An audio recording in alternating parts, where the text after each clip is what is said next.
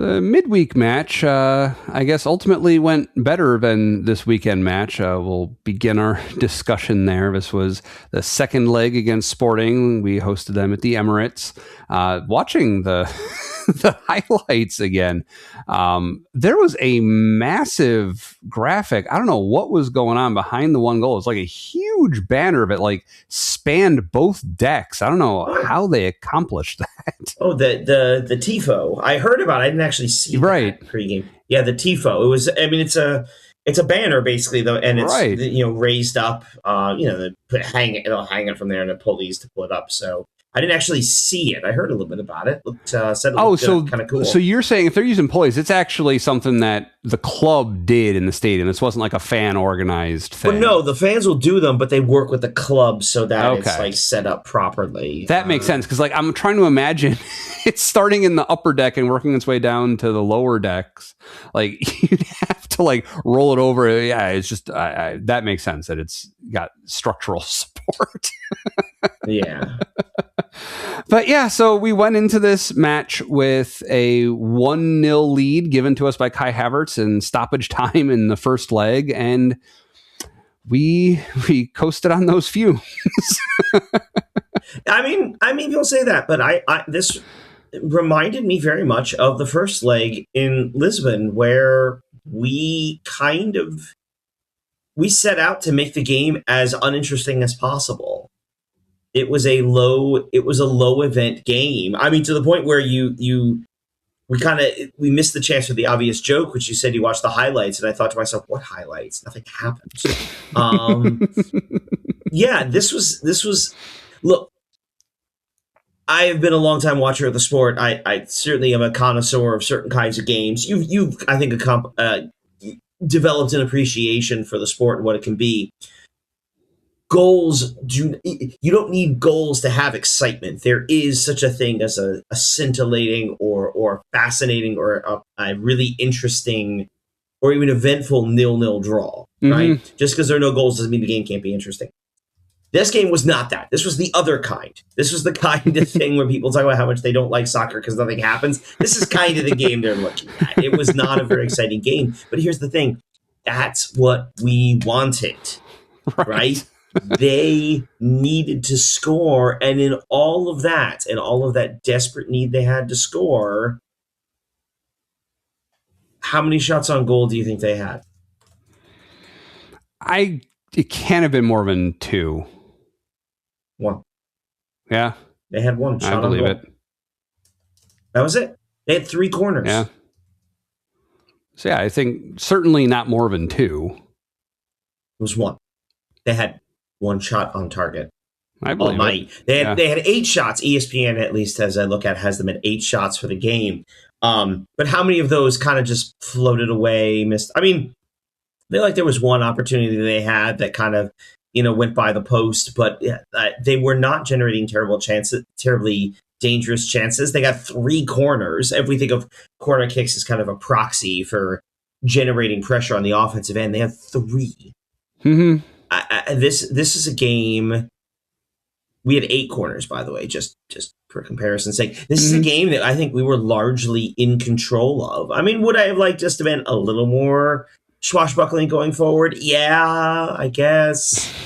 But we've kind of talked about it. Our lineup was a little, we're still rolling with Zubimendi, Rice, and Eza as the midfield, so it's kind of lower, a little bit lower octane, a little more defensive minded. I mean, Martinelli, Gyökeres, Madueke. Gyökeres is not gonna put this tie into his scrapbook. His career, in terms of his career highlights, his first games against Sporting since leaving. It was he had a rough one. Madueke was kind of Madueke. He does some good things. He does some head scratching things. I mean, it is fair to be a little put off by our own lack of offensive firepower in this game, but by and large, I did not feel the way that, much like the first leg, I felt like the game was this way because we wanted it to be this way, as opposed to the Bournemouth game where we looked kind of out of sorts and ultimately toothless. It was Southampton because we just weren't playing very well. This to me felt like the game that we wanted to play, and I'm largely okay with it. So, how do you think the club left the pitch feeling? Do you think that they're satisfied they did what they came out to do? I mean, I think they're certainly happy. I mean, I was Declan Rice post game, right? We're in the semifinals of the Champions League. It's the first time in our history we've been to two consecutive semifinals. Yeah. In the Champions League, like we're one of the four best teams remaining in. Like, let's not undersell this. We're one of the four best teams remaining in Europe. Clearly, I listened a little bit actually earlier today to the handbrake off from after this game where Amy Lawrence is like, ask the other English teams how did it go, how it went. Liverpool got trounced. City, Chelsea, Newcastle, and Spurs all got trounced in the previous round. Like, right, and there we are. You know, we're like in that sense, it's a fantastic result. There is no bad result that puts you into the semifinals of the Champions League. Like, that's just, I'm not enough of an aesthete to really be bothered by that. I know some people are, but there's just, enjoy this moment, enjoy where we are, you know. Again, I think a lot of this is outside noise. Like, I think a lot of this is about our style of play and whether or not we're the neutrals' favorites. And as I was asked that question in the press conference at some point this week, what he thinks about what other people talk about Arsenal, and he basically responded with, "I don't really care what other people think." Thank you. Yeah. Thank you. We are going to play the way we think we need to play, and if you don't like it, it's not our problem. I mean, they're going to suffer in comparison to the other Champions League, quarterfinals taking place around them. I mean, at the same time, we were playing out a game that, let's be honest, we'd all rather pretend didn't happen. Bayern and Real Madrid went toe-to-toe in what apparently was a scintillating game. And PSG looked pretty well. They looked good ripping apart Liverpool in the first leg. Apparently the second leg this past week looked a little dicey for a while, but they ultimately pulled away. And then Atleti held on by their fingernails to hang on and beat Barcelona, which, by the way, Barcelona, a team which of course would beat us in the semifinals if they had made it, which they didn't. So yeah. So yeah, I get what you're saying. No, it all makes sense. I see where you're coming from. I think for me, what I would have liked to see a win for the purpose of is more like, I wonder, had we won even 1-0 again in the second leg instead of drawing, because of the context around this match of being in the middle of a slump, essentially, right? Where we squeaked by with the last minute goal, in the first leg. I wonder how that helps their mentality at the weekend match going to Manchester City. I wonder if that helps just puff up their sails a little bit more and help get a result there, But I would say, and we're not quite talking about the City game quite yet. Right. I would look at that though and say, like, I thought they played generally pretty well again. Like, I didn't see a team playing against City that looked scared or in a shell or anything like that. That's true. So in a mental sense, I think essentially what you're trying to argue, what you'd be trying to argue, I'm not saying you're saying this, but what you're almost trying to argue this one is, well, if we had scored a goal against Sporting, obviously we would have scored another goal at the Etihad, and that's just not how that works. I don't. And I know you're not saying that, but I just I think that's fine. And look, we were a little ragged in terms of the lineup. I mean, Rice is still coming off a knock, so we're probably not 100%. Still no Odegaard. We didn't. Did we get Trossard in this game? I think he did come on. Yeah, he came on 79th minute. Yeah, I mean, Martinelli. Obviously Saka is still out. There are elements of this team. Kai Havertz couldn't really go the full length of the game. Obviously, we have an eye on the game coming up that was ultimately today. I mean, Madueke goes off hurt. It turns out it wasn't actually that serious, which was nice. Yeah, I guess I just sort of look at all that, and I felt okay with this in the context of coming off the other game. I mean, look, we looked better against Sporting, I think, than we did against Bournemouth. Against Bournemouth, oh, definitely, yeah. We did look, we looked out of sorts. We looked troubled.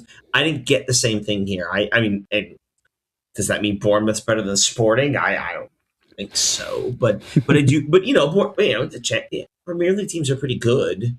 Right. It's a pretty deep league, and I thought we did it. And sure, you could look at the Sporting as a matchup and say it was the easiest team in the quarterfinals, maybe. But that's the prize you get for basically being the best team in the league phase. Right. That we did exactly what we were supposed to do. Sure, no, I see that. You had mentioned before we recorded that Bayern apparently clinched the top spot in the Bundesliga. Yes, they have won the Bundesliga with about a month and a half left in the season. Yeah. They've won the title, 11 out of the last 12 years, which I'm sure is perfectly healthy for German football, that the league is that non-competitive. They are very good. In fact, actually, this week broke... they still have 4 or 5 games left, and they've already broken the league record for most goals scored in a season, which is... I mean, you think about... I mean, I think... Bayern has had a lot of really good teams over the years, and this is the one that ended up breaking that record. It's not like they set the record 2 years ago. This has been the record for some time, and they still have 5 games left. There's definitely a gap between the Bayern and the rest of the Bundesliga. Some of that is just obviously the quality they have currently. They have a fair argument as a potential argument as best team in the world. They're certainly they're there in the semifinals. It is going to be a very interesting matchup between them and PSG in the semis. Yeah.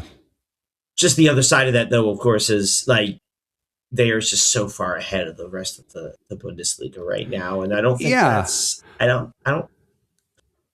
would be if I'm the rest of Germany, I'm a little concerned. Yeah, I'm just, as someone who doesn't really closely follow any leagues other than the Premier League, what can they do about that? What strategies do they put in place? In Germany, it's a little tougher because they have a lot of restrictions on the clubs already. They aren't owned by, they have, was it the 50+1 rule? So they have to be fan owned, right? Right. They're still clubs in the more traditional sense, as opposed to most of the big Premier League sides are all owned by billionaires. They're enterprises more than clubs. Yeah. Yeah. So they'd have to find they'd have to have more restrictive spending rules, particularly probably in the form of a salary cap, but also that leads to a floor. There could also be some force, the way to do it might actually be in Major League Baseball in the U.S., which has no salary cap. They do have what they call a luxury tax, that teams that spend above a certain amount, have to pay a little extra. The problem with that, though, is you don't want a salary cap, because if you're the Bundesliga, hey, if Bayern goes deep, that's good for German football overall. If they go deep in the Champions League, and they need to be, and they've got their money generally organically through the result of that, but they get, obviously being Bayern Munich and being a global brand, they get sponsorships that aren't going to be available to a lot of smaller clubs. They also have the reputation, right? I mean, they're the alpha predator of the Bundesliga, so a good German player wants to go there. So.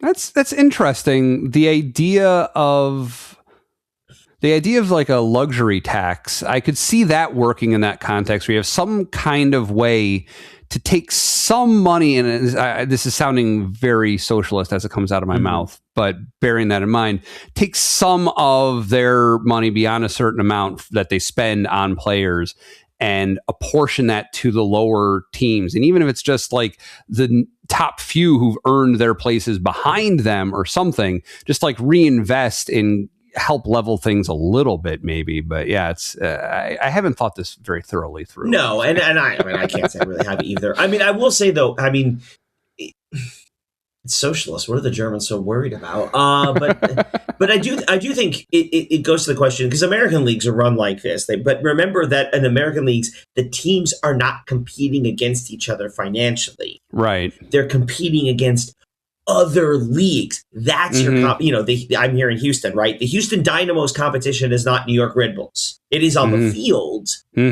but their competition is the Houston Rockets. Right. Because the competition is for eyeballs and for basically where people are going to be spending their money. So, in that sense, it is the kind of thing that, I look, if Bayern continues to go deep, if Germany continues to produce good players, and the Germans overall generally do well in the World Cup and the European Championships, nobody's really going to complain. But I do think it's something, one of the big advantages the Premier League has financially is television. And one of the things that makes the Premier League such an entertaining or such a valuable commodity is the level of competition within the league. Now, we say that there's a pretty good chance we're looking at Manchester City winning the title for the ninth time in 11 years. I mean, yeah. But there is a level of competition in the Premier League that just doesn't really exist in many of the other, even in some of the bigger leagues in Europe. And I do think it's a problem they're going to have to think about.